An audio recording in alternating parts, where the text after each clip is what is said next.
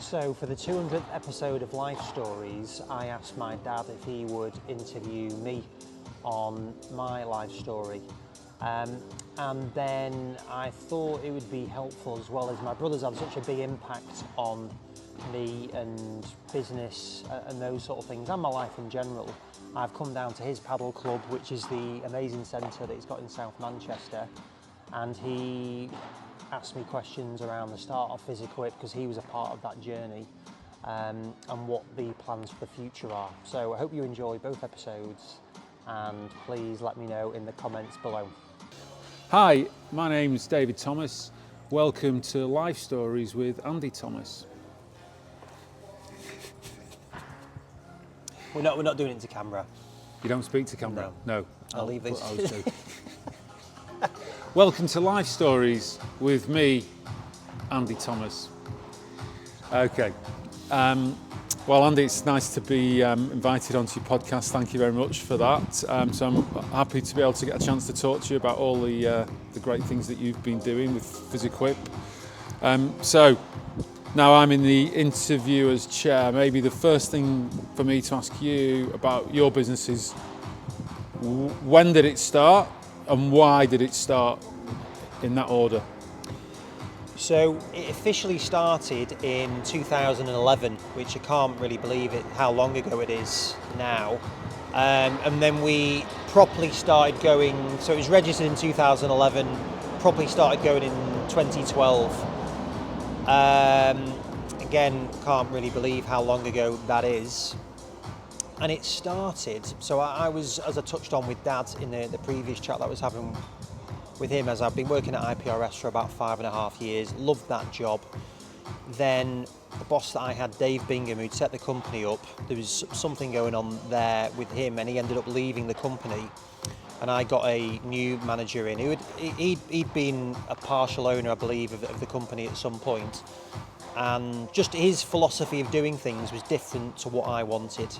And essentially, I think we went through a period where he was looking to make cuts in our department. The company had many different facets, and I was involved in the medical side of things, medical sales side of things.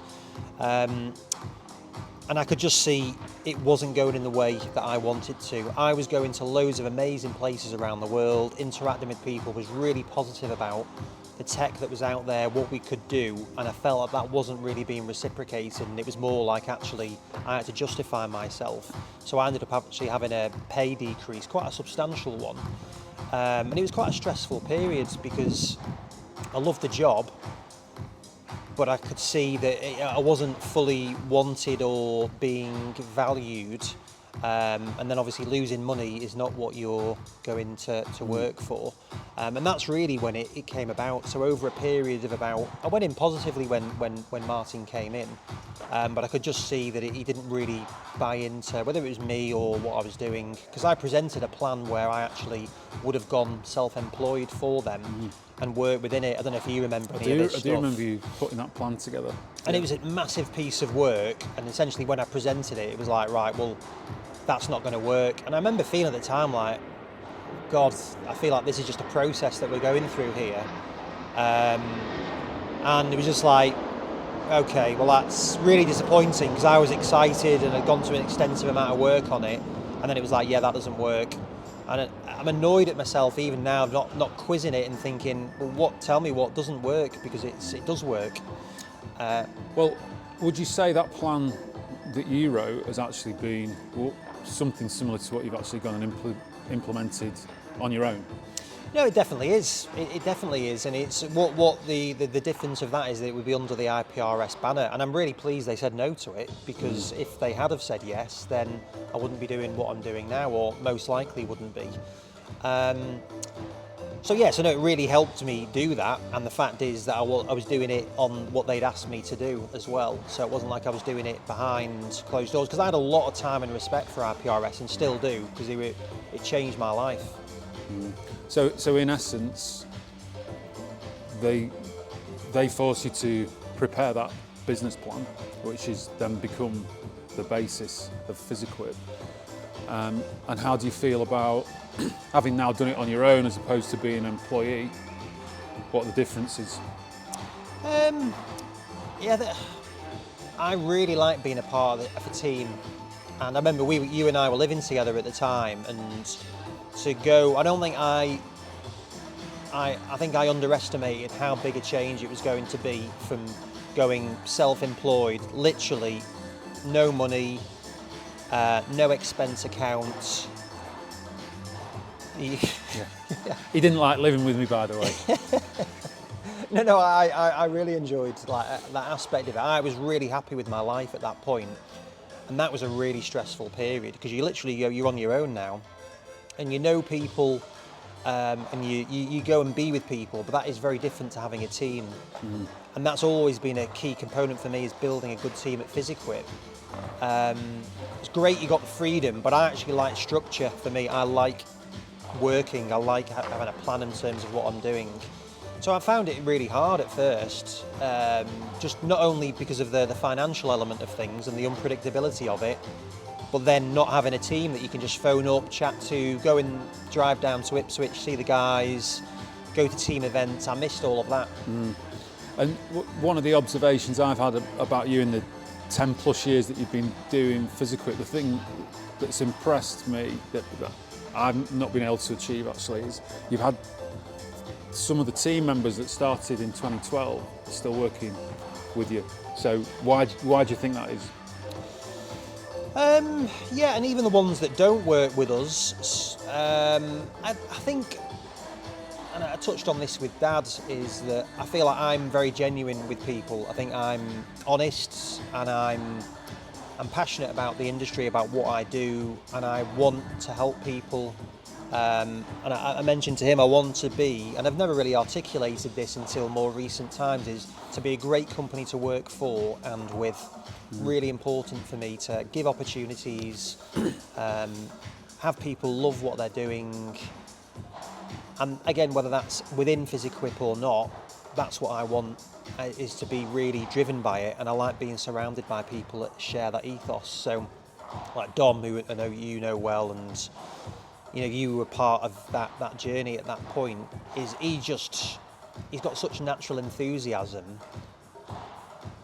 and he's really raw, and he's a character. But at his development, I'm so proud and impressed to see what he's doing now. I was just onto him before, and he's advising me on a strategy around something that we're doing in the aesthetics market, and I really rate him. I think he's a real visionary in the industry, and I'm really pleased to have contributed to his development. And that's the case with everyone, really, is that I don't feel, even ones that we have let people go, and that's really not enjoyable to do, but I still feel that I would have a decent relationship with them as far as it could be.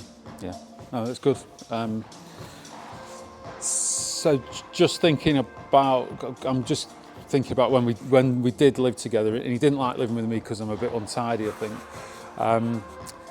But thinking back to those days and that business plan that you wrote and a lot of the thinking behind it, we did loads of different iterations on the different products that Physique was looking to bring in, what the market size might be, what the penetration might be, almost starting from scratch.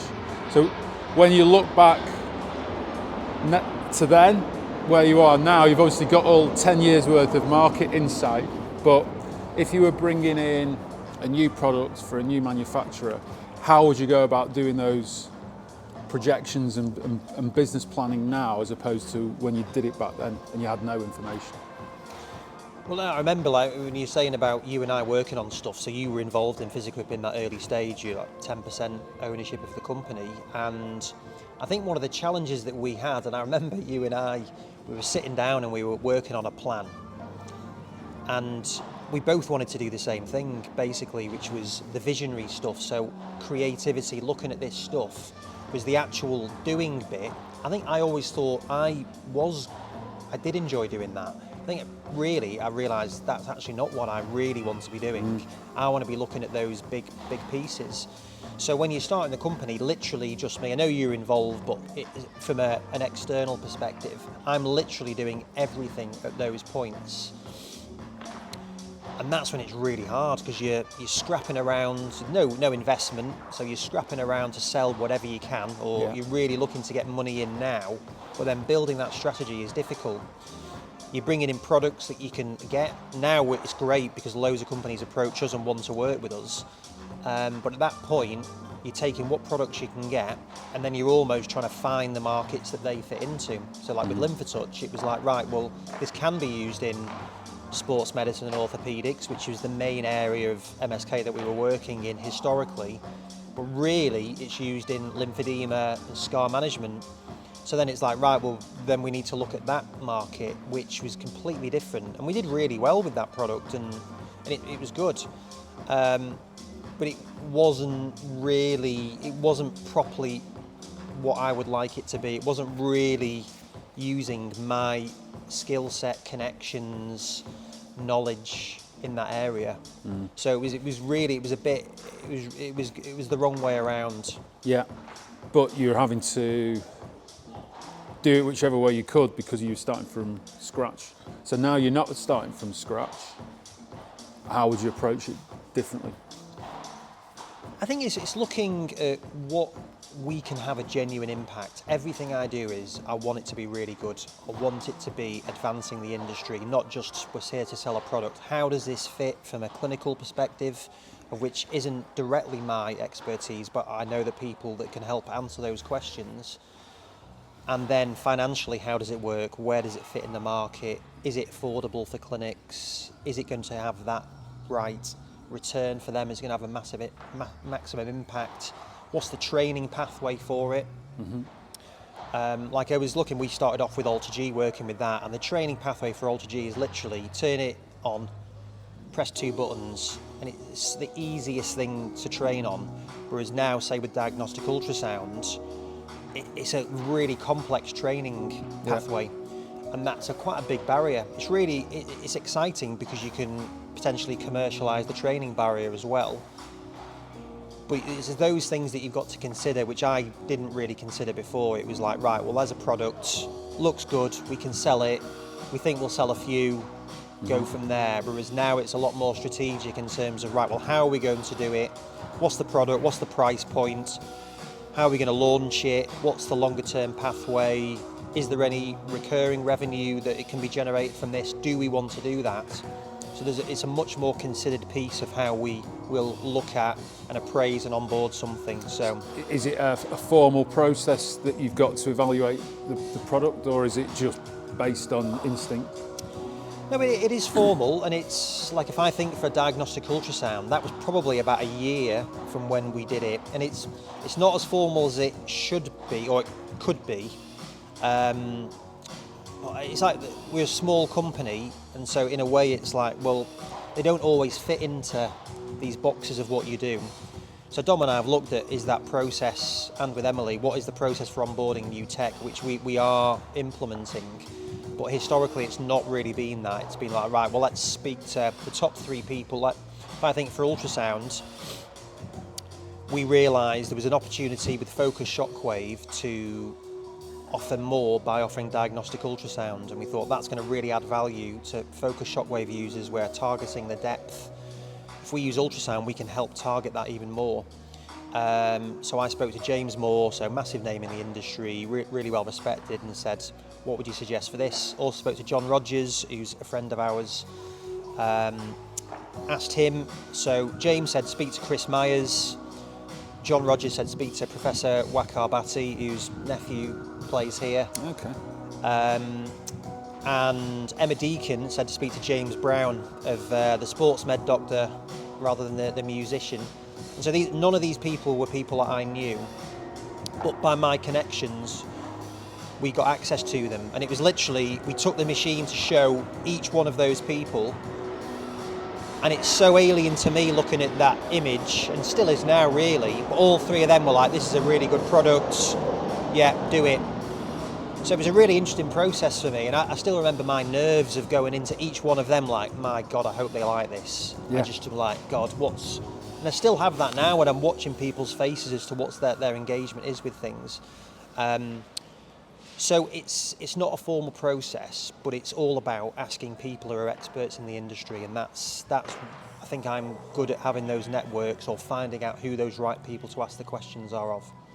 And that's interesting because, again, going back to when you started, the products that you went with were on the basis of advice and guidance from people from Johns Hopkins and people who know a lot about the industry. That doesn't necessarily translate into business success. So you do get, well, if you're getting clinical feedback that's positive, does that mean that it's a product that you want to use? Because there's probably another side to that decision, isn't there? So what's your process for assessing that?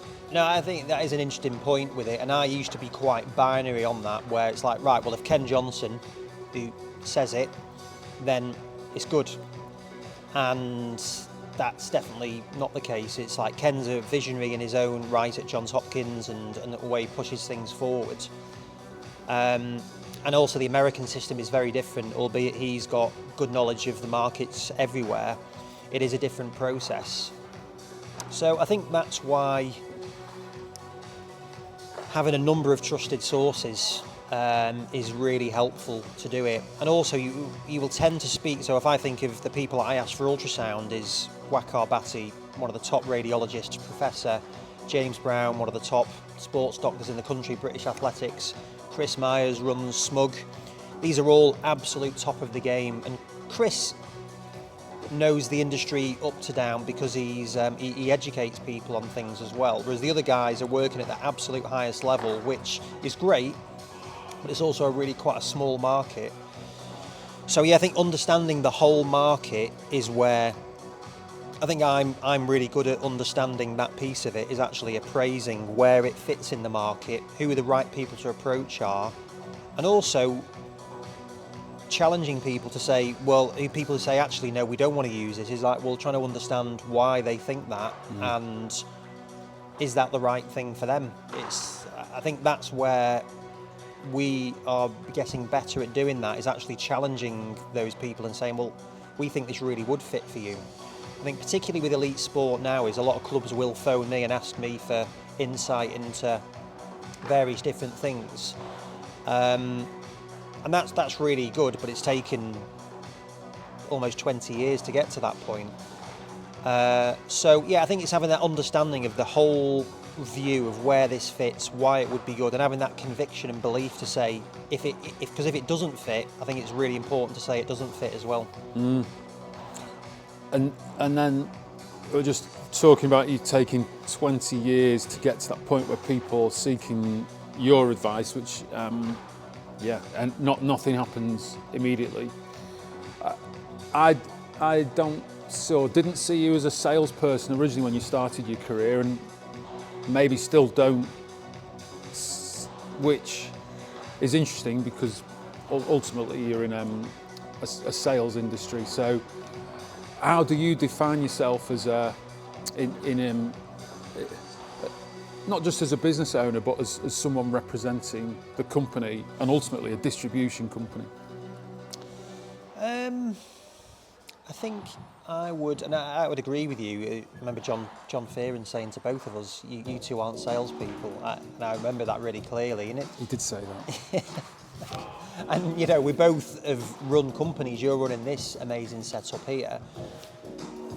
And I think you can break it down as to what is sales anyway, and it's to be as a salesperson. I don't know. I think it does give connotations, even to me doing it. Is that what I want to be is someone that people trust, they can rely on, and will enhance what they're doing. And that Physique's a great medium for me to be able to do that. We're sourcing tech, helping them establish if it works within their area, connecting with the people that can help with that journey, and then helping onboard them and their team in terms of what they're doing. So, yeah, is that sales? It's hard to say, really. I don't particularly see it as that, but essentially that is the only way we exist, is by selling things. But I really think it's about, I think it's understanding, like if I think of the product or service, understanding what that is, believing in that that's going to be good.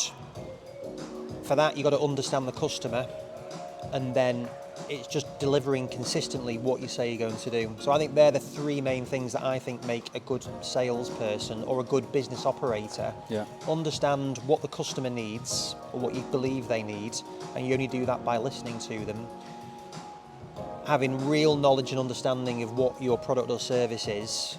And if you don't know it, which I definitely don't know a lot technically, I've got enough people around me that can help with that. And then responding to emails, making phone calls, being consistent, doing what you say you're going to do, saying you can't do something if you can't do it, and just being really open and transparent with it. So I think those three things is what makes any organisation successful. Yeah, which ultimately is integrity in terms of your process, which what we all hope is wins in the end. So, reflecting on 200 interviews now, or 199 if you're being interviewed for this, and plus all the other people that you know and have met in the industry, you've got a really big network, you've got access to the best insight globally. What do you think are the next, let's say, 3 big areas of opportunity for Physique? Well, you mentioned the podcast. Actually, Dad got the 200th. This is officially the 201st, okay. So apologies for that one. It's part 2, so it's sort of the same one. So the podcast has been quite revolutionary for me and the company, I think. It started off being, I'm interested in people and understanding their journeys and where they got to where they got. And I would naturally ask those people those questions. But it's always around stuff, you're fitting it in, it's not quite you dedicated to it. So that's really where I wanted to do that. So chatting with like John Rogers, who we would, you bump into him at school or I'll be seeing him, never really would understand his journey, whereas it's a really fascinating one. And there's everyone I meet, I'm genuinely interested in those people in terms of what they're doing, and I'm impressed with anyone that does anything, of which all the people that I've interviewed have done amazing things in the industry. And so just getting to, I felt really privileged and still do, to hear people's journeys and understand that. And I think it's really helped me become more respected and valued and trusted, because I'm seen side by side with these people, and the fact they're giving me their time. I think only one person's asked me to pay, which we didn't do. And so that's been quite transformative for me, and I'm a big believer in Daniel Priestley's key person of influence, but only subsequently that I got into that. So when you ask that question about what I see it being, I think it's about bringing the industry closer together, that collaborative piece. I think for so long we've talked about sales just before, about that. It is seen as, right, you've got sales company, then you've got industry. It was just like, right, well, how can we bring all of that together? So collaboration rather than competition is a big thing that I believe in. We're not here just to sell you a product, to make money. We all need to make money, but only in a way that how we're going to advance the industry. That's a really big thing that for me, making money at Physique, yes, I want to have a nice house, car, go on holidays, all of those things. But I want to give people great opportunities both within Physique, but also externally. How do we just make everything better and really push it forward? Okay, good. So we've talked about maybe the positives of where you've got to, and you're in a great position. Tell me about your meeting in Glasgow. I think you were there for that one. So Dave Bingham and I, my former boss, so Dave had this new product, which was I won't mention the product name because I think they're still going. So it was a client database. So it was a patient management system for elite sports teams. And we were looking at it when I was at IPRS to do it. And I remember I put the meeting off once because I think I couldn't do it, which I really don't like doing. And then Dave Bingham said, like a couple of days before, I can't come to this meeting. And I thought, I've cancelled once, I can't do it again. So I remember it really clearly. I'd been at Man City that day, was driving up to Scotland, And the night before, I did loads of research on this product, like going through it, clicking on the tabs. But with software, you know, it takes months, years to really get used to using it.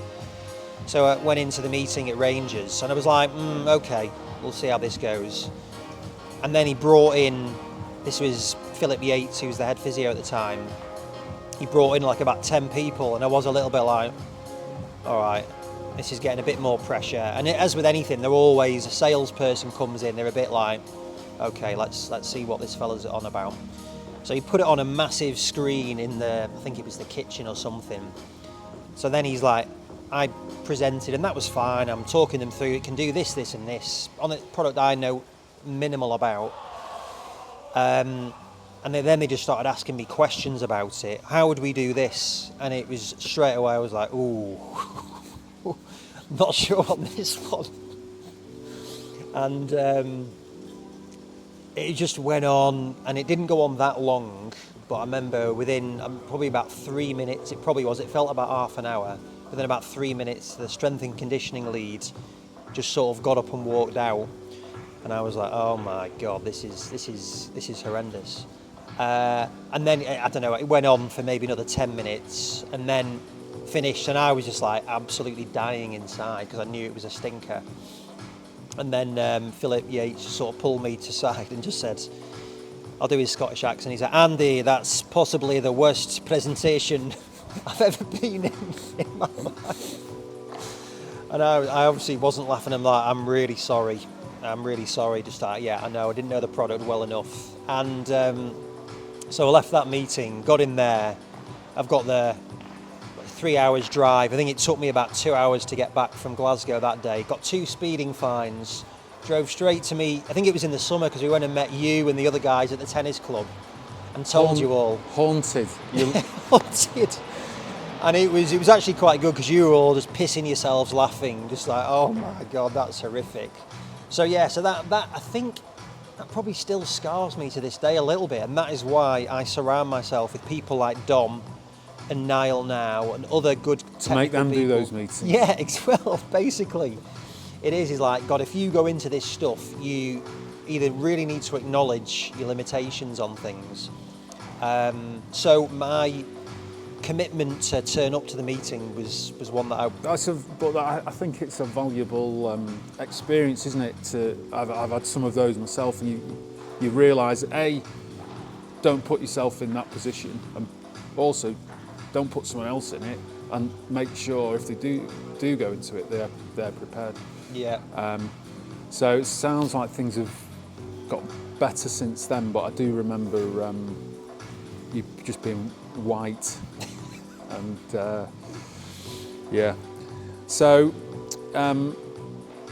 to finish then, so you talked about the important things for Physique going forward. What does, if you had to say one big thing for you personally over the next 36 months, 3 years, what's one big thing that you want to achieve? I'm going to name a couple. I mean, 3 years, if I try and think in shorter terms than that, because it might stress me out a little bit in terms of going that far ahead. But for one, I'm working on the book, which is you got me into that. I remember Rich Dad, Poor Dad, you reading that, and I think that made a big impact on you and on Dad actually, and on us as a family, and then me. I feel like that actually really got you. I don't know if that was what got you into professional development. I liked, I think the principle behind it was work on building a portfolio of investments rather than work for money. And that is what, it did change my philosophy from working on a job for PwC or working for someone else, actually working on things that then work for me. And some of the things have come off and some of them haven't, but ultimately if you keep persisting with it with that philosophy, it happens. So yeah, it did change my life, yeah. And I think that really got me into that professional development, because I really wasn't into reading, and certainly not that style of book, or even learning. The school system was fitted with my way of doing things. So for me now, like with all the chats that I've had, I think there's so much amazing content from all the people that I've interviewed, is that I wanted to bring that together into a book. So I'm working on that, which will be done this year.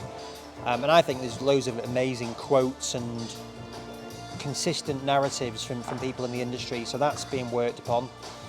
And I think for me, if I think of me personally, is actually being able to pass on the day-to-day running of the company. That's what that fits in with the rich dad, poor dad philosophy really, is I want to work on other things still that I can add value in within the industry, because that's really where I think I can add most value. So I'm working on a project with Andrew McCauley and Andy Hosgood at the moment, both guys I really rate and respect in the industry, around professional development for healthcare practitioners, which I really believe in, and I think we can add a lot of value to that. And I think there's a real problem with how people are feeling in the industry. So that's going to be something that I want to get my teeth into. And to do that, I need Physique running smoothly, operating where I'm really not particularly needed in it. I love being involved in it and adding value, but I want for me to be removed from that as much as possible and be the figurehead, but also give, particularly Dom and Emily, who are essentially running the company now, how do we transition to that? And that's, for the company of our size, it's not easy, because I'm required, I still sell, and I'm required to contribute to the number, but that's really what I want to do for my own growth, is to be able to move on and be more creative and look at new opportunities in there, because I think there's significant ones where I believe I can add more value than me phoning someone about an ultrasound or shockwave machine. Okay, well, that's less than 36 months, 12 months. Let's speak again in a year, and hopefully that you've achieved everything you wanted to. Thank you. Thank you. No, well, I'll just say, like, you've had such a big impact on me. I would not be running Physique if it hadn't been for all the stuff that you'd done. Hopefully mainly positive.